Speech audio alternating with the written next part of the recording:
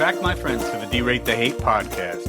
I'm your host, Wilk Wilkinson, your blue-collar sage, calming outrage and helping to navigate a world divided by fog and those who would spread that fear, outrage, and grievance. The Derate The Hate podcast is proudly produced in collaboration with Braver Angels, America's largest grassroots, cross-partisan organization working towards civic renewal. This podcast amplifies the mission that we share to foster a more respectful and united America where civic friendship thrives even when we disagree. Each week, through the power of story, conversation, and connection with incredible guests, we work to build bridges instead of barriers. Not to change minds on the issues, but to change how we see one another when we differ. Because, friends, it really is about bettering the world one attitude at a time. We did not create the hate, but together we can derate the hate. So be sure to subscribe wherever you get your podcasts, share it with a friend, and visit braverangels.org to learn how you can get involved in the movement to bridge the partisan divide. Friends, I am so incredibly grateful that you have joined me for another powerful Derate the Hate episode. So let's get to it. Welcome to the first official episode of the Derate the Hate podcast, produced in collaboration with Braver Angels. In this landmark conversation, I am honored to be joined by one of the co-founders of Braver Angels, Dr. Bill Doherty, renowned family therapist, professor, and thought leader in civic renewal. In this episode, we dive into what it really means to be a citizen, not just in name, but in action. Bill shares the story behind Braver Angels' founding in the wake of the 2016 election and challenges the thin idea of citizenship that stops at voting and paying taxes. Instead, he introduces the concept of thick citizenship, a way of life rooted in personal responsibility, structured conversations, and collective problem solving. We explore how meaningful engagement and listening to understand, not just respond, can be powerful tools in healing our nation's divides. Friends, if you are ready to stop blaming and start building, this conversation is for you. Let's get into it with my friend, Dr. Bill Doherty. Here we go. Dr. Bill Doherty, thank you so much for joining me on the Derate the Hate podcast, man. You've been dodging me for years, and finally I got you on. It was a moment of weakness. You got me, Wilk, and I said yes. Now, I'm actually happy to be. I've been waiting for you to ask me, man. I know, and when you and I were talking the other day, I'm like, how is it that we have not done an episode together? And right then I knew we had to make it happen because out of the I don't know how many conversations you and I have had, Bill, but I always enjoy our conversations, and now we're finally doing one for the DTH podcast. So can't tell you how grateful I am for that. Glad to be with you. So grateful, man. So Bill, first, for the DTH listeners, anybody who is not familiar with you, I mean, which a lot of the DTH listeners are already familiar with Braver Angels, the work we do at Braver Angels, but those who may not be familiar, Dr. Bill Doherty is one of the co-founders of the Braver Angels organization back in 2016. Got together with David Blankenhorn and David Lapp and developed what has become just this incredible organization, bridging divides, working towards depolarization in so many ways for our country.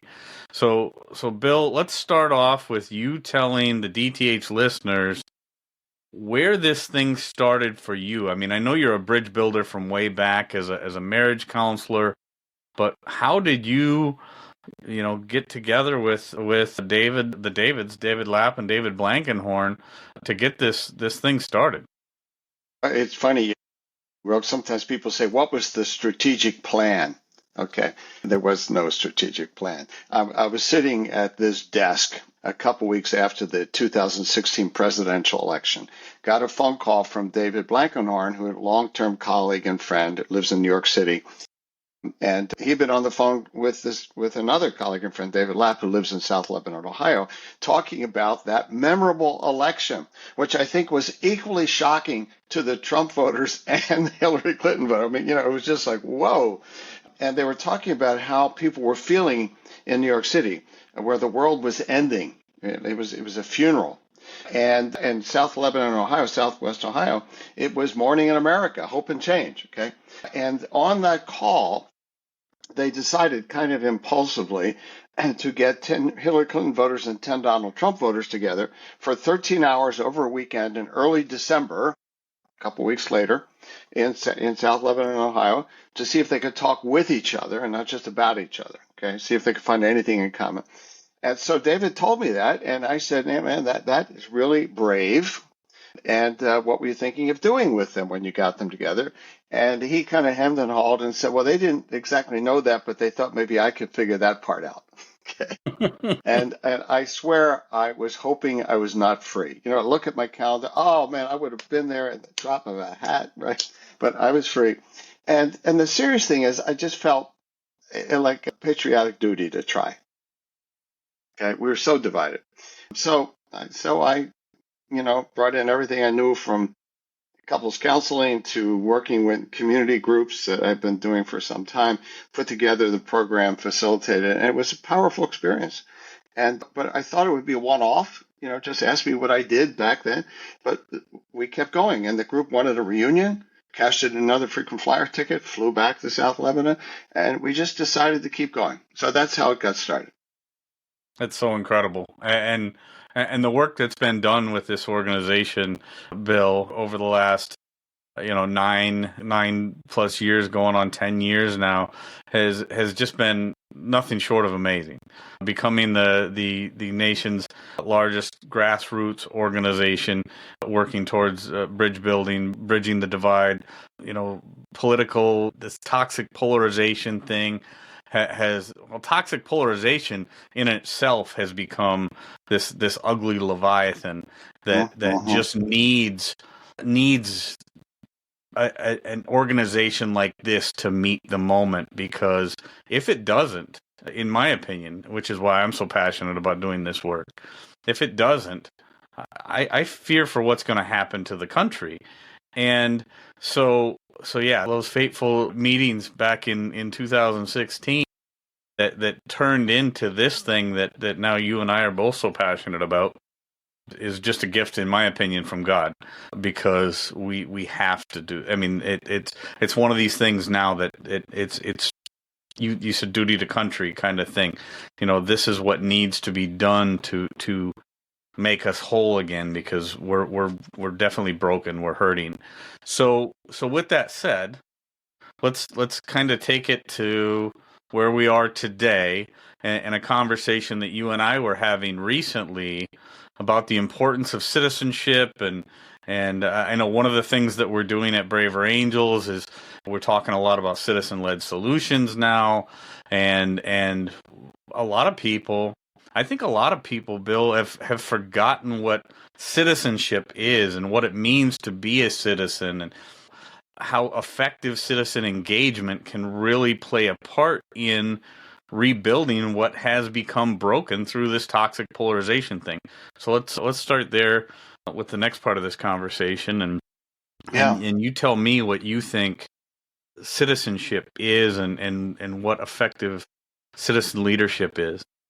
Yeah, well, the idea of citizen has gotten kind of watered down to the sort of civics thing. You are you a legal, citizen born here, naturalized citizen, or are you not? And sort of the narrow definition of citizen, and then the voting becomes, what you do as a citizen, and pay your taxes or whatever, and that's a very thin definition of a citizen, right?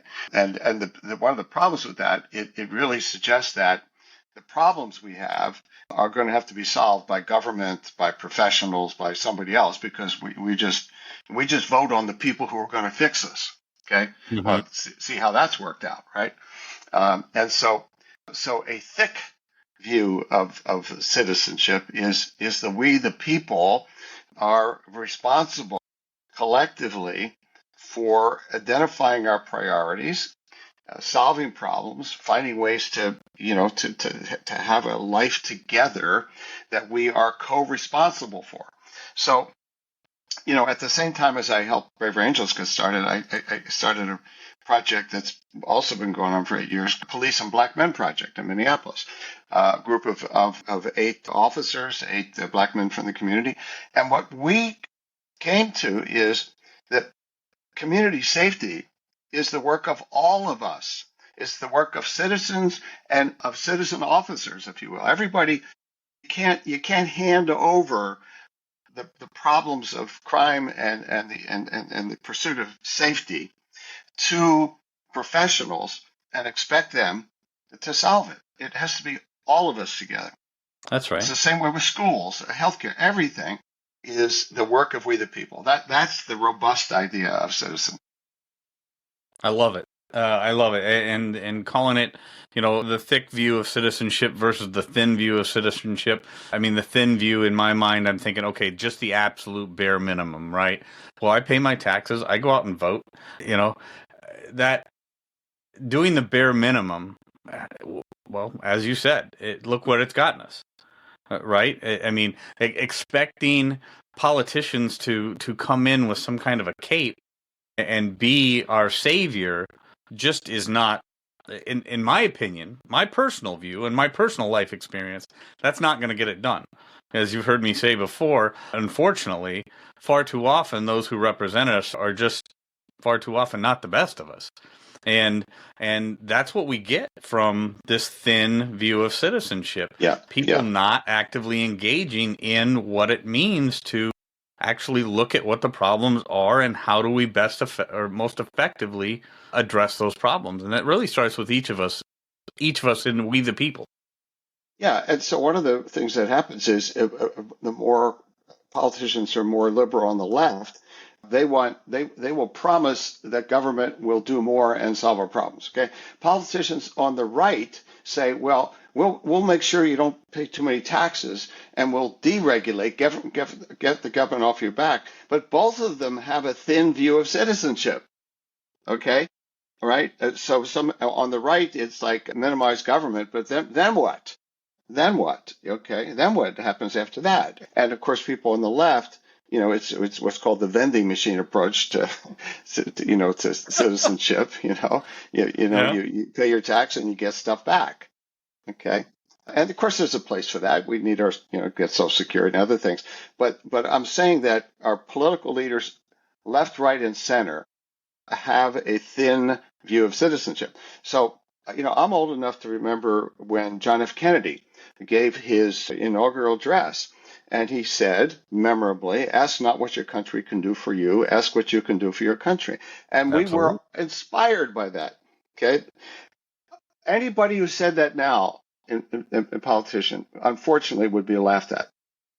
That's right. That's right. No, it unfortunately, that idea of ask what you can do for your country, people have lost sight of that. And you're right, they'd probably be laughed off the stage, right? Because people are like, no, I don't have to do anything. I'm just here.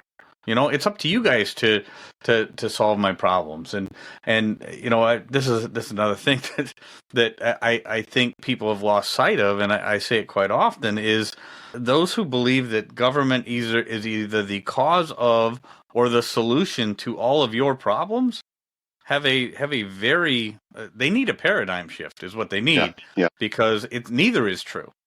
Absolutely. Neither is true. Now, I'm glad you said that because it's the sort of the mistake of the left to think the government is the solution, but it's the mistake of the right to say the government is the problem. And so if I go back to the policing thing, paradigm one is that the problem is bad policing. If we only cleaned up the police department, then our problems would be solved. Well, no. Obviously, policing needs to reform and keep changing, as all institutions do. But the second paradigm is, well, the problem is that people in the low income communities commit too many crimes, and they got to raise their kids better. Yeah, okay, but it sort of points the finger. Somebody else other than all of us has to be responsible for solving the problem. Right. And I think this goes to the point where people have lost sight of the fact that the community is a joint effort, right? I mean, uh, we are human beings are communal figures. We are people that need other people to survive. I mean, that's the way that this thing has worked for so long.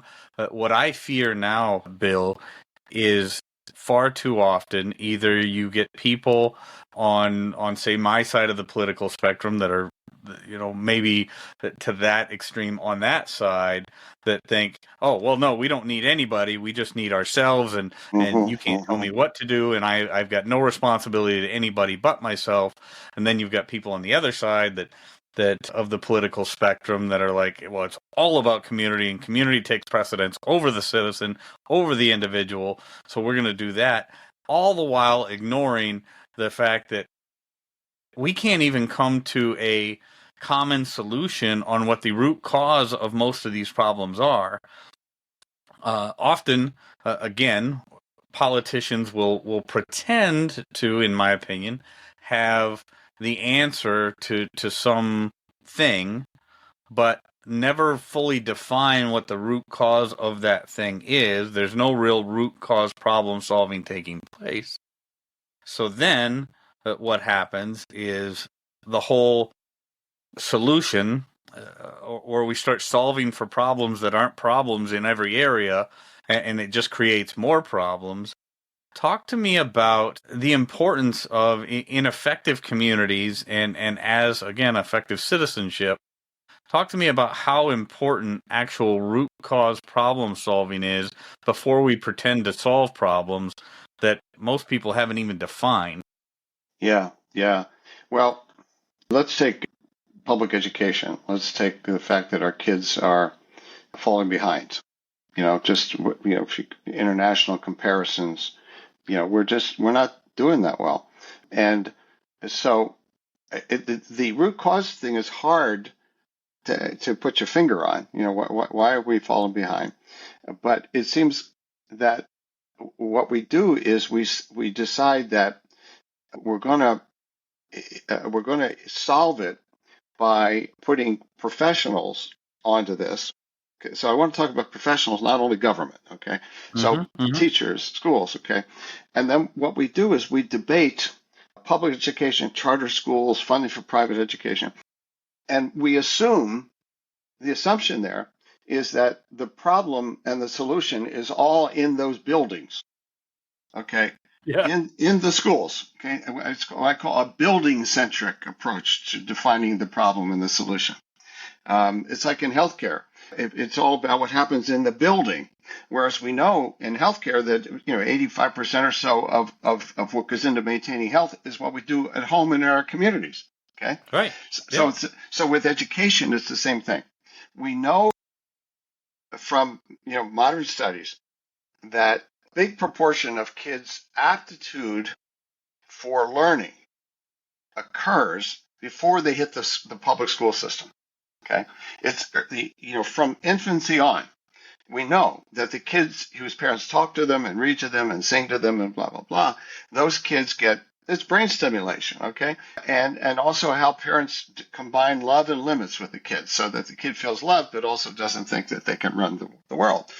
All that's happening before they hit the educational system. Okay. And then we also know that how much parents are involved in their kids' education once they get to school is another big factor. So we're now talking about two-thirds or so, right? I'm just making up that number. Talking about the majority of what's going to happen with kids' education is not what the teacher does and what happens in the building. That's right. No, that's absolutely right. And I love that, the building-centric approach, because it's going back to what you said, trying to blame other people, right? I mean, it's easy to point the finger at, well, is it the teacher? Is it the teachers' union? Is it the administrators within the building? Is it the administrators within the government that's governing what the building is going to do? You know, all that ignores all those other important points. And those other important points are often lost in the conversation when they probably play a bigger part than, and the healthcare example. Oh my gosh.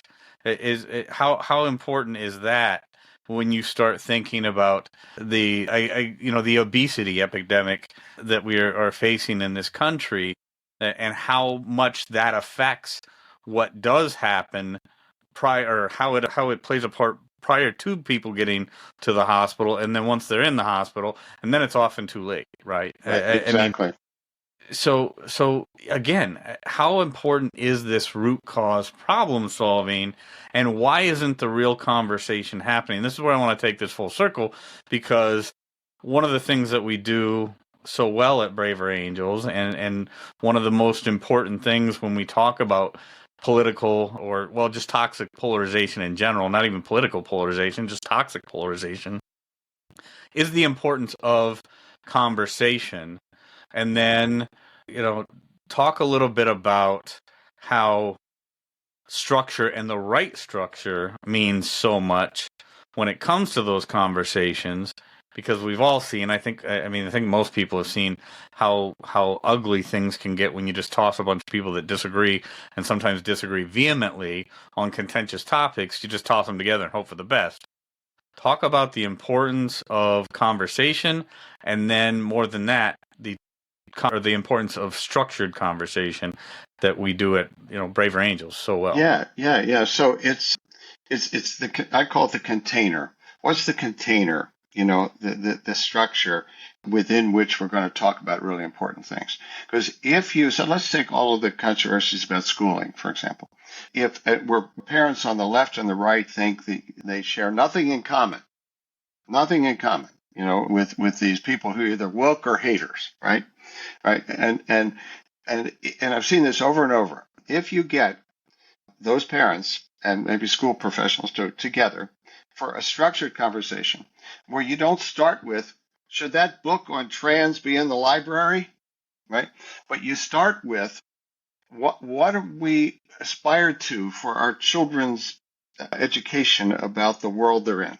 Okay, I've done this with there was a school district in suburban Minnesota where the school board was divided. Everybody was divided around whether the kids were, whether the curriculum was too liberal and woke and, down on conservatism. So what we did was we had a series of, we met with parents and leaders on both sides of that who just wanted a truce. They wanted a truce, right? And then they invited their friends, and we had these living room conversations in people's houses. And we didn't start off with that book or that curriculum, right? We started off with what we call fishbowl conversations, where one group is in the middle, who are like-minded people answering some questions. The other group is just listening, seeing if they can find anything in common, and then they switch inner circle. And as I recall, the first question was, what do you aspire to in terms of your children's learning about the world that they're in, or something like that? Okay, well, you couldn't have told the difference between the two groups, okay? Right. The more conservative parents wanted the kids to know that we live in a very diverse world, a global world, where there's lots of different viewpoints and opinions, and they wanted them to be critical thinkers, okay? Well, and that was the conservative. The liberal parents had the same goals, okay? The children understand the world, be comfortable in this sort of very diverse society, be critical thinkers. So they listened to each other, and then we had them in pairs, and then the whole group with, what did you learn about how people on the other side see their goals for their children? And did you say anything in common? And they were all surprised, because the liberals thought that the conservative parents wanted to, go back to another century or something like that, where they didn't understand that we live in a world with lots of different people, lots of different ideas. And the conservative parents didn't realize that the liberal parents want their kids not to just be indoctrinated into something. They want them to be, think carefully about everything, and accept that part of this diversity is that there are people who are more conservative. It was all the good people with a good structure. The next question was, and this was a really important question, what regrets do you have, if any, about how your side has behaved in this controversy? Okay? Good question. Your side. Very good question. So people, they copped to it. After finding they had some things in common, both sides said, yeah, we got the social media crazy stuff happened there. They copped to it. And then the last question is, how do we go forward? Okay. And I swear to you, if with a different process, unstructured or whatever, the same people would have been at each other's throats. That's right. No, that's absolutely right. We've seen it time and time again doing the work that we do at Braver Angels, how the structuring of these things work, the order that the questions are asked, and the importance of the way that the questions themselves are structured, and then more importantly, one of the things that I love about this work specifically, Bill, is the idea that people come in with a sense of I mean, I've seen it time and time again where people come in and say, what's the point? Why am I even here?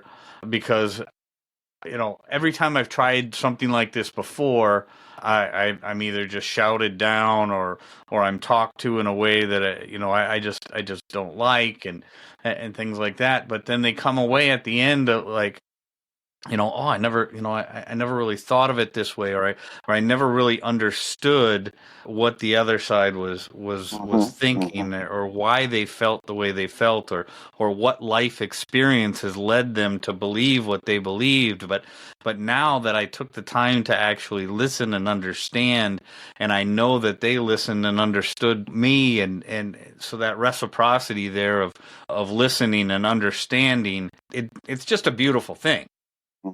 Yeah, yeah. And it's not just that these people were completely going to have a great conversation no matter what. So sometimes people who are skeptics of what we do say, well, these are the kumbaya people. They go, no, these were not kumbaya people, okay? Because some of them were ringleaders of the social media wars, okay? But they wanted to get past it.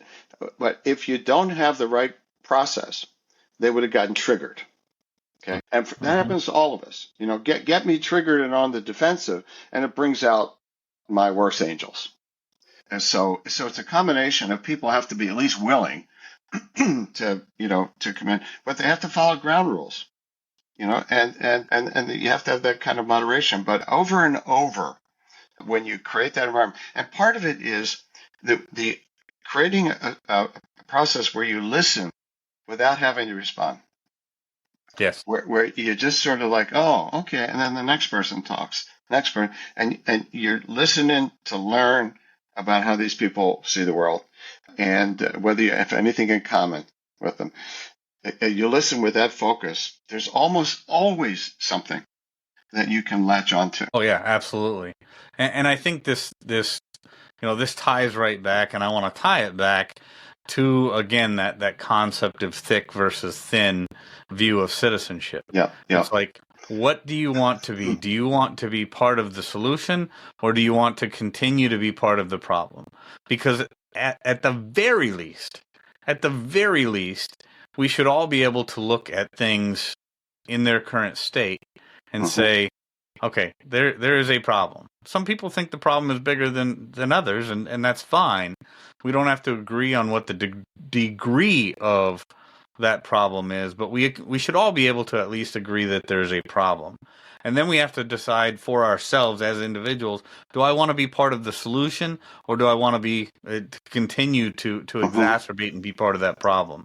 Yeah. I think those who really have a strong desire for that thick view of citizenship can at least look at, what we do at Braver Angels and say, I maybe need to look at what I've been doing up to this point and decide then, do I want to sit down with a bunch of people with the intent to listen, to understand rather than simply respond, or do I want to continue being part of the problem?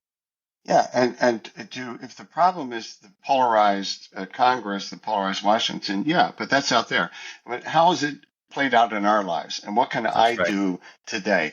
And also another part of his work is giving up the illusion that any politician is going to save us. That's right. No matter how much you like them, nobody is going to, and the whole thrust of our political system with a thin view of citizenship, we place too much reliance on our favorite politicians.